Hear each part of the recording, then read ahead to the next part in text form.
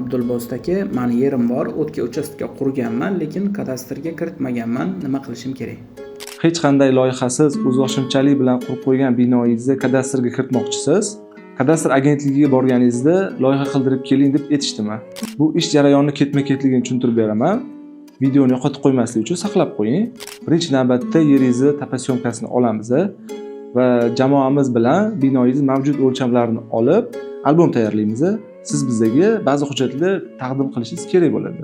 Bular kadastr pasporti, oldi-sotdi shartnoma, qo'shnilaringizdan roziliknoma va o'zingiz pasport nusxangiz kerak bo'ladi. Va eng muhim qilishimiz kerak bo'lgan narsa binoyingizni mavjud holatini tekshirib, texnik hisobot tayyorlaymiz. O'zingiz yashab turgan tuman arxitekturasiga jo'natamiz. Ular bu hujjatlarni o'rganib chiqib, o'zining ijobiy xulosasini beradi. Mana shu ijobiy xulosa orqali siz qurib qo'ygan binoyingizni kadastringizga kiritib olsangiz bo'ladi.